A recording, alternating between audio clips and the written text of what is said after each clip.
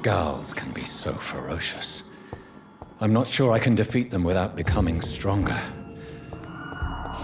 To drink blood is so tempting.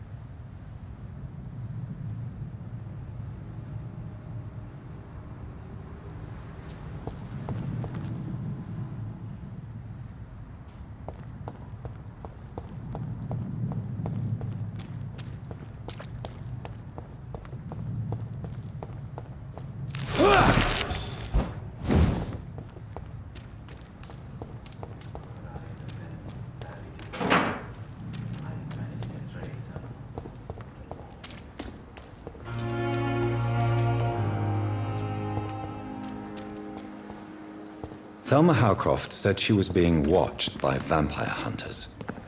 Where are they hiding? I should investigate. Good evening. I'm Dr. Reed. Always a pleasure to meet a colleague, sir. Especially when he was supposedly dead. A colleague? Are you a doctor too? Not anymore, sir. I used to be Dr. Rakesh Chadana. Now, I'm just Mr. Chadana, pawnbroker and humble guardian of this morgue. What do you mean, you used to be a doctor? Was your license revoked? No, sir. It is just that I like to be precise. I run a little pawn shop while taking care of the dead. But I used to be a real doctor.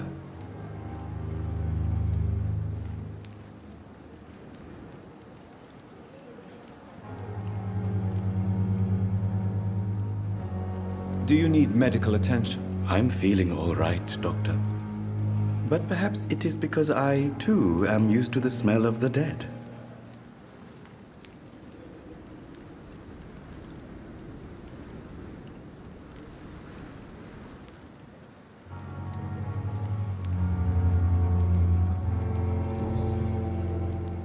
A pawnbroker? I expect you get all types of people here. Yes, sir. All kind of people. For I sell all kind of goods. Who comes here to trade with you? It's very unhygienic, even unsafe. Diseases can spread. For the customers, for the hospital. I'm very cautious, sir. I've been a doctor, remember? And all my clients are good people. In fact, I think I only know good people. What kind of goods? With the quarantine, it's not always easy to buy things. So I trade, I exchange. Some people sell, some others buy. I like to help.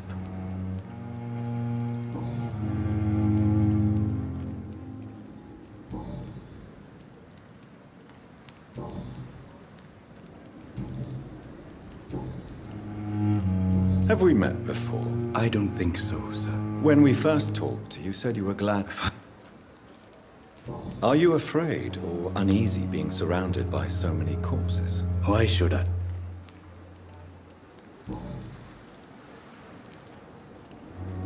Do you work here alone? Yes, very easy work, sir.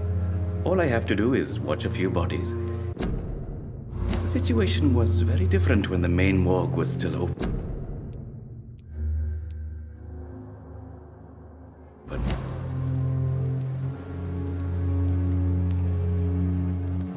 Why do you have to watch these bodies? Because these poor fellows have no names.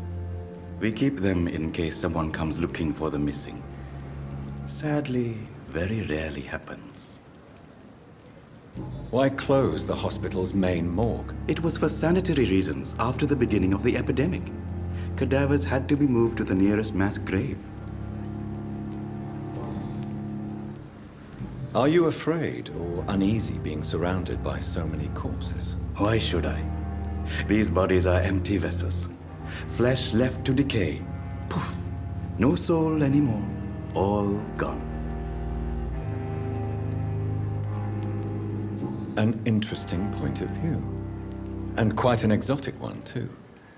Most people fear, or at least have a respect, for dead flesh. Sir, as a medic during the war, I learned to face my death and the death of others. It's the pain we have to tame, not death itself. How did you get this job? After I left the army, I worked as an undertaker down by the docks. A dangerous place with many an unpleasant business there. Milton Hooks helped me get a job here.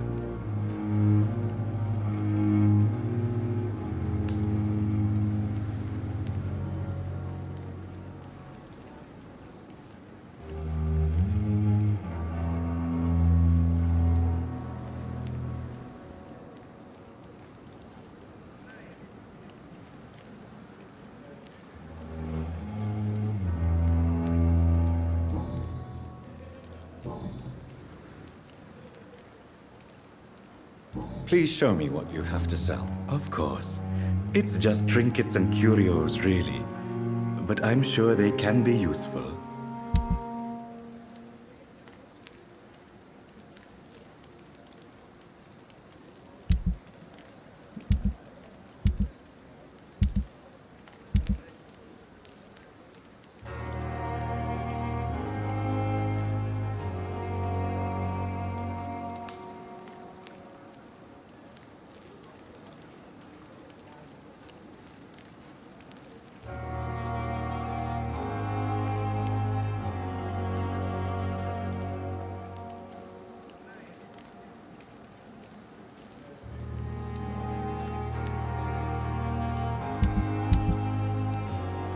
Tomorrow, more bodies will arrive and then sadly depart.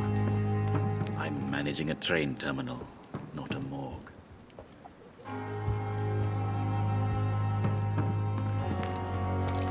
It's locked, all right. Never ceases to amaze me how you, the dead, seem peaceful and cruel at the same time.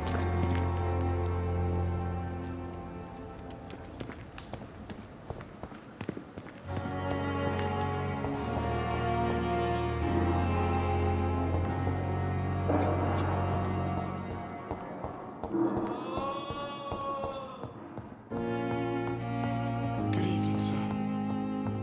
Doctor. Oh, sweet girl.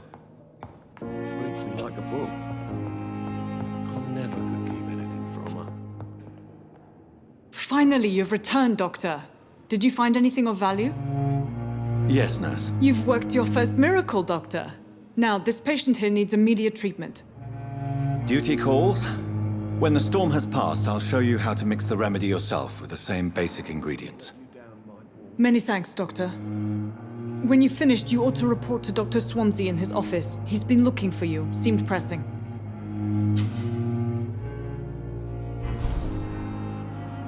Good evening, sir.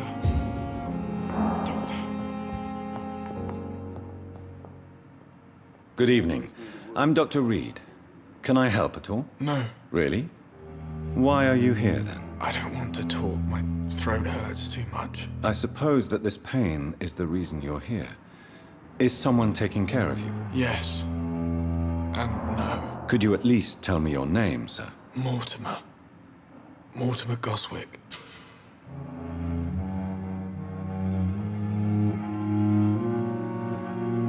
Do you need any help? I'm afraid I may, sir. I don't mean to be a burden.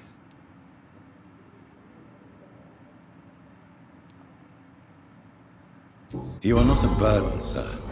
Healing you is my responsibility. And you have my gratitude for that.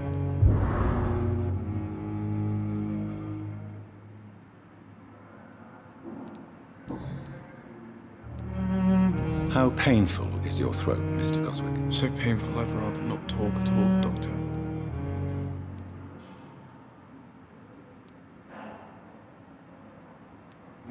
I'll let you get some rest, then. I'm all right.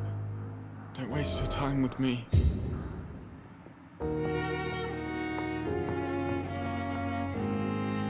Good evening, madam. Can I help you? It's my son who needs you, sir. I'm Dr. Jonathan Reed. How can I help your son? I'm Beatrice Goswick, mother of Mortimer Goswick. Could you check on him, please, Dr. Reed? I've heard much of your talents as a physician.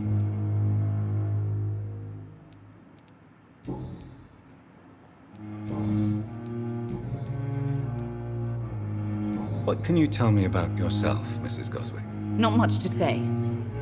Just take care of my Mortimer and I'll cover all the expenses. That's all that matters.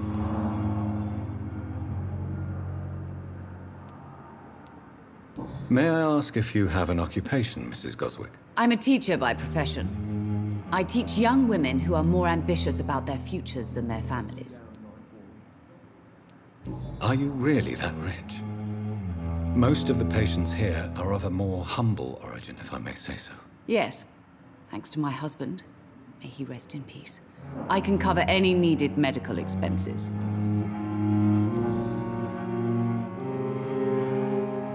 What do you think of your reception here? Any complaints? I have had the uttermost reservations about this hospital since we arrived.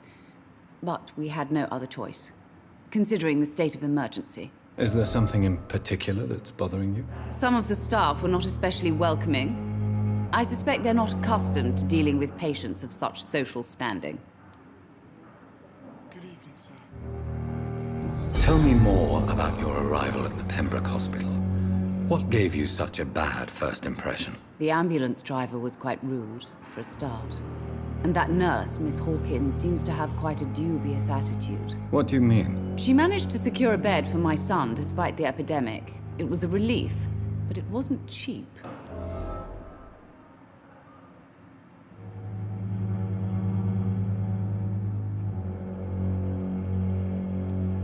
She charged you for a bed? Yes, and I paid without question, considering the urgency of the situation. Don't waste your time with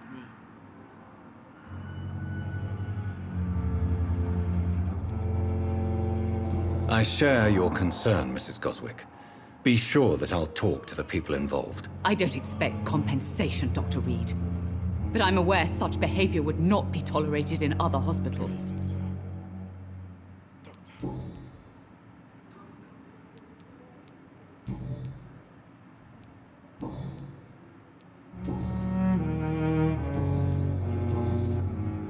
Do you require medical attention as well, Mrs. Goswick? I have other concerns right now, Doctor.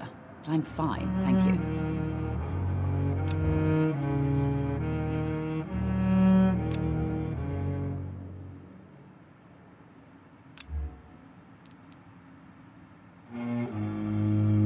Goodbye, Mrs. Goswick. Always knew the words to calm the children, Ellen. As for me, Good evening, Mr. Goswick. How are you? I'm okay.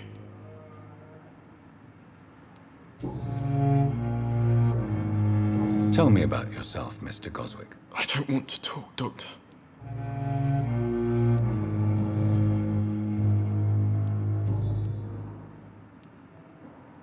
Why did your mother have you hospitalized here? She seems convinced this is a bad hospital. My mother just wants the best for me. She won't rest while I'm here. She'd go all the way to hell and back to help me.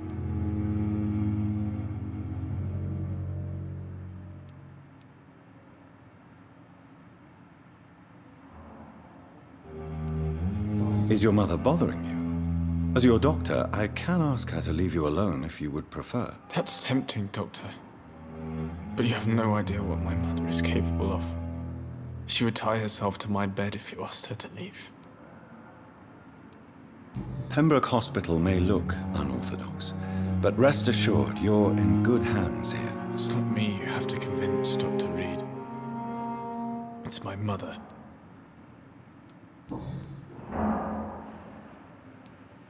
How painful is your throat, Mr. Goswick? So painful I'd rather not talk at all, Doctor. I'm sure you realize a doctor and his patient have to communicate, sir. Would it help if I gave you some paper and a pen? Not really. I see. Then maybe it's not just your throat that hurts, Mr. Goswick. Perhaps your sore throat is just the consequence of something more hurtful. Yes, maybe. But I don't want to talk or even write about it now.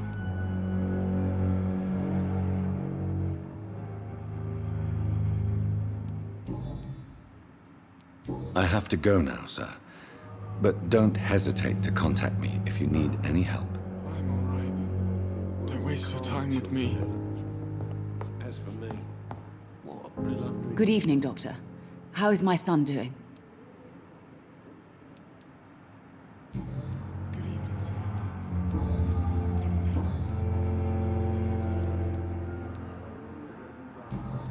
sir. Goodbye, Mrs. Goswick.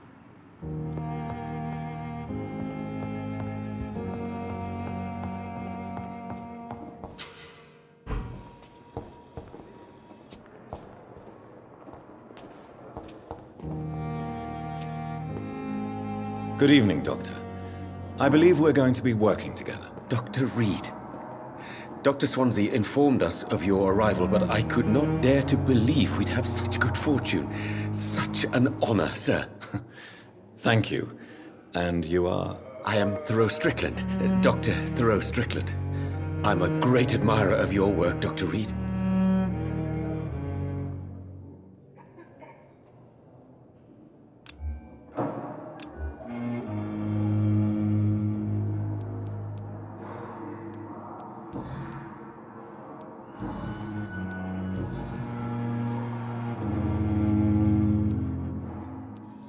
What can you tell me about the Pembroke? Well, it has always been an honor to work with Dr. Swansea.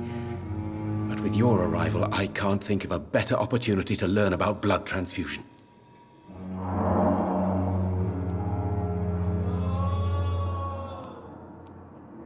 Do you need help with anything in particular? Well, yes, maybe. I'm waiting for a batch of products I ordered for my personal research, yet my supplier seems to have vanished. Do you want me to play the errand boy for you? Oh no, Dr. Reed. But if you went personally to his shop, what with your reputation and all, he wouldn't dare to refuse the products I need. I see. Well, give me the address, for I may pass by if I have time. You seem quite optimistic. It's a rare and precious attitude in these difficult times. I'm convinced that this epidemic is a test of endurance and dedication for us men of science. Questions remain about our capacity to resolve the situation. True. Last summer, during the first wave of the epidemic, I used to joke with Milton about the extra work. We're not smiling now.